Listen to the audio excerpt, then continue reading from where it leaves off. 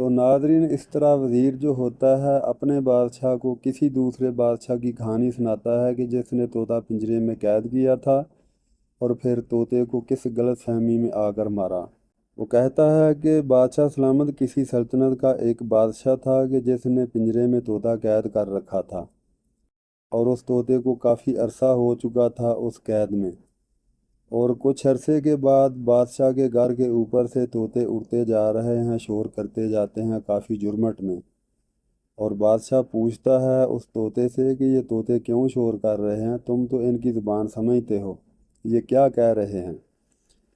तो इस तरह तोते ने कहा कि बादशाह, दरअसल ये जो तोते हैं मैं इन सब का सरदार हूँ और हमारे कबीले में एक तोती और तोते की शादी है और आज ये अफसोस का इजहार कर रहे हैं कि काश हमारा सरदार भी हमारे बीच होता तो हमें को अच्छी नसीहत करता, वो भी शादी में शामिल होता। इसलिए ये मुझे देखकर यहाँ मैं हूँ तो ऊपर से उड़ते जा रहे हैं, शोर करते जा रहे हैं, लेकिन मैं बेबस हूँ कि मैं आज़ाद तो नहीं हूँ कि जो मैं इनके साथ चला जाऊँ। इसके बाद तोते ने कहा कि बादशाह, अगर तुम मुझ पर मेहरबान हो जाओ तो मुझे आज़ाद कर दो और मेरा वादा रहा कि मैं इसी कैद में आकर फिर कैद हो जाऊंगा। इस तरह बादशाह ने कहा कि तुम उड़ने वाले परिंदे हो, अगर तुम उड़ गए तो तुम वापस नहीं आओगे, मेरा यकीन है। लेकिन तोते ने कहा कि बादशाह, तुम मुझ पर यकीन रखो और मैं इंशाल्लाह ज़रूर आऊँगा, इसी पिंजरे में आकर कैद हो जाऊँगा। इस तरह बादशाह को तोते की बात सुनकर कुछ तरस आता है और बादशाह ने तोते को छोड़ दिया। तोता जो ही उड़ने लगा तो बादशाह ने कहा कि अपने मुल्क से मेरे लिए वो अच्छा सा तोहफा लेके आना जब तुम वापस आओगे। इस तरह तोता उड़ जाता है, अपने कबीले में जा पहुंचता है और अपनी रस्म व रिवाज के मुताबिक तोती और तोते की शादी करते हैं। शादी करने के बाद तोता कहता है कि मैं भी जा रहा हूँ, मैंने किसी से वादा किया है कि मैं उसी पिंजरे में जाकर कैद हो जाऊँगा। तो खुदा ताला तुम सबको खुश रखे और मुझे इजाज़त दो ताकि मैं वापस जा सकूँ। इस तरह सभी तोते कहते हैं कि तुम हमारे सरदार हो, हम क्या करेंगे तुम्हारे जाने के बाद, किससे हम अच्छी नसीहत लिया करेंगे। उसने कहा कि तुम मेरी जगह किसी और को सरदार चुन लो, लेकिन मैंने वादा किया हुआ है, मैं अपना वादा ज़रूर पूरा करूँगा। इस तरह तोता वहाँ से उड़ जाता है, उड़ते उड़ते काफ़ी सफ़र करता है, एक जगह पर जाता है तो रात हो जाती है। तो तोते ने सोचा कि किसी जगह पर रात गुजार लूँ, सुबह अपना सफ़र फिर शुरू करूँगा। इस तरह तोता शहर से गुज़रता है और शहर के आगे एक बाग आता है और बाग में जाकर बैठ जाता है कि यहाँ पे रात गुजार लेता हूँ और सुबह फिर अपना सफ़र शुरू करूँगा। इस तरह तोता जूं ही बैठ जाता है बाग में तो रात जूं ही होती है तो देखता क्या है कि बाग में रोशनी शुरू हो जाती है। तोता हैरान परेशान हो जाता है कि यहाँ ना कोई लाइट है ना कुछ है, लेकिन ये रोशनी कहाँ से आ रही है। तोते के चंद फासले पर दो परिंदे और भी बैठे होते हैं, वो आपस में बातें कर रहे होते हैं कि खुदा की कुदरत कैसी है कि देखो, वो जो एक सामने दरख्त है, जूं ही शाम होती है उसके पत्तों से रोशनी निकलनी शुरू हो जाती है और पूरे का पूरा बाग जो है वो रोशन हो जाता है।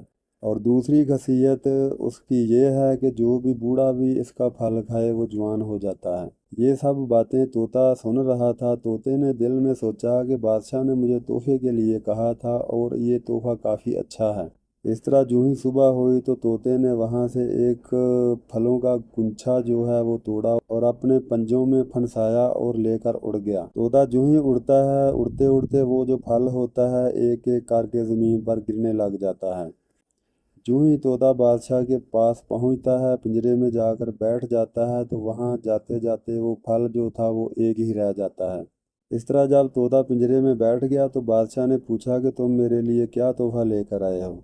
उसने कहा, बादशाह ये तोहफा लेके आया हूँ तुम्हारे लिए। लेके तो बहुत आया लेकिन वहाँ आते आते एक ही रह गया है, बाकी सब रास्ते में गिर गए हैं। बादशाह ने पूछा कि इस फल की खासियत क्या है। तोते ने कहा कि इस फल की खासियत यह है कि जो भी बूढ़ा खाएगा वो जवान हो जाएगा। दूसरी खासियत इसकी यह है कि तुम्हारे बाग में जो ही रात पड़ेगी इसके पत्तों से रोशनी निकलेगी और पूरा बाग रोशन हो जाएगा। इस तरह बादशाह ने सोचा ये तो एक ही फल है, मैं खा लूँगा तो मेरी बीवी बूढ़ी रह जाएगी। तो हम ऐसा करते हैं कि इस फल को माली के सुपुर्द करते हैं, वो इसको ज़मीन में गाड़ दे। जब ये दरख्त बन जाएगा, फल लग जाएगा तो सब लोग ही खा लेंगे। इस तरह बादशाह वो फल माली को देता है और माली उसको ज़मीन में गाड़ देता है। कुछ अरसे के बाद वो दरख्त बन जाता है और फिर उसको फल भी लग जाता है। और उसका एक फल जो है पक कर ज़मीन पर गिर जाता है और रात को उसके ऊपर से एक सांप गुजर जाता है। माली सुबह उठता है तो उसने देखा कि उस दरख्त का फल गिरा हुआ है। उसने वो फल पकड़ा और बादशाह के पास ले गया और बादशाह से कहने लगा कि बादशाह ये उस दरख्त का फल है। इस तरह बादशाह ने वो फल पकड़ा और कहने लगा कि पहले हम इसका तजर्बा करेंगे।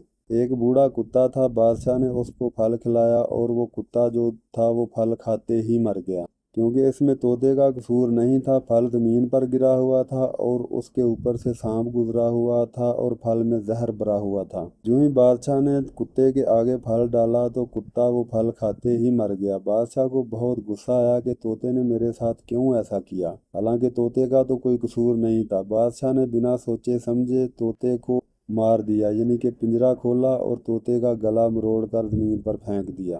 तो नाज़रीन, इस तरह तोता तो मर गया, लेकिन तोते का कोई कसूर नहीं था। कितने दुख की बात है कि बगैर सोचे समझे हम कोई भी काम कर देते हैं, लेकिन तोता तो मर गया, उसकी कहानी अभी भी पीछे बाकी थी, जो उसने बादशाह के ऊपर नेकी की हुई थी। इस तरह वो जो बादशाह के बाग में फल वाला दरख्त था, उसका नाम पड़ गया कि वो खूनी दरख्त है, कि जो भी मरना चाहता है उसका फल खा लेगा तो वो मर जाएगा। एक दिन बादशाह के माली और मालन बादशाह के पास आकर बैठ जाते हैं और बादशाह उनसे पूछता है कि तुम कौन लोग हो और क्या चाहते हो। उन्होंने कहा कि बादशाह हम तुम्हारे माली और मालन हैं। बादशाह ने कहा वो तो बूढ़े हो चुके हैं, तुम झूठ बोल रहे हो, तुम किधर हो माली और मालन, वो तो 100 साल से ऊपर हो चुके हैं, तुम नौजवान हो, तुम माली मालन नहीं हो, कौन हो तुम। इस तरह मालन ने कहा कि बादशाह सलामत, आज सुबह हमारे घर में हम दोनों के दरमियान लड़ाई हो गई थी और मैंने माली से कहा कि मैंने बादशाह के बाग में जो फल है, जो खूनी दरख्त है, उसका फल खा के आज मैं मर जाऊंगी। इस तरह मैं गुस्से से गई, वहां जाकर मैंने कुछ ना सोचा और ना समझा और मैंने फल तोड़कर खा लिया और मैं जवान हो गई। उसके बाद ये माली मेरे पीछे गया और मुझे पूछने लगा कि ए लड़की, यहाँ पे मालन तो नहीं देखी। तो मैंने इसे कहा मैं ही मालन हूँ। उसने कहा मेरी मालन तो काफ़ी बूढ़ी है, तुम नौजवान लड़की हो। तो इस तरह मैंने इससे कहा कि तुम भी ये फल खा लो, लेकिन इसने फल खाने से इनकार कर दिया और मैंने ज़बरदस्ती इसको फल खिलाया और ये जवान हो गया। बादशाह बहुत हैरान परेशान हुआ। बादशाह ने फिर फल मंगवाया और उस फल का तजर्बा फिर बादशाह ने किया। एक बूढ़ा घोड़ा था, उसको खिलाया। जो ही वो बूढ़े घोड़े ने फल खाया और घोड़ा जवान हो गया। इस तरह बादशाह ने फल मंगवाया, सभी को खिलाया, खुद भी खाया, लेकिन बादशाह बाद में बहुत परेशान हुआ, बहुत ही परेशान कि मैंने तोते को क्यों मार दिया, तोते की कोई गलती नहीं थी। तो नाजरीन, ये थी कहानी जो वज़ीर बादशाह को सुना रहा था किसी दूसरे बादशाह की, कि उसने तोता मारकर बहुत परेशानी का इजहार किया था, लेकिन अगर हम शाह बहराम को मार देते हैं तो कल को हमें भी कोई पछतावा ना हो। ये कहानी उसने अपने बादशाह को समझाने के लिए सुनाई और बाद में वज़ीर ने कहा कि बादशाह हम शाह बहराम को छोड़ दें तो अच्छा है, ये अपनी मंजिल तय कर ले जो भी इसकी मंजिल है। लेकिन शाह बहराम की जो मंजिल थी वो तो हुस्न बानो परी थी, उसने उस तक पहुंचना था। इस तरह बादशाह शाह बहराम को इजाज़त दे देता है कि तुम जा सकते हो, जहाँ चाहो तुम जा सकते हो, हमारी तरफ से तुम आज़ाद हो। इस तरह शाह बहराम फिर से सफ़र शुरू करता है आगे का और चलता रहता। काफ़ी अरसा गुजर जाता है, कहीं को मंजिल का नामो निशान नहीं मिलता कि किधर को जाना है या किधर मंजिल है। एक दिन थक हार कर रोने लग जाता है ज़मीन पर बैठकर और अपना जो दोस्त होता है दियोसफेद, उसको भी याद करता है। जो ही दियोसफेद को याद करता है तो दियोसफेद जो होता है वो आ जाता है। दियोसफेद उससे पूछता है कि क्या हो गया।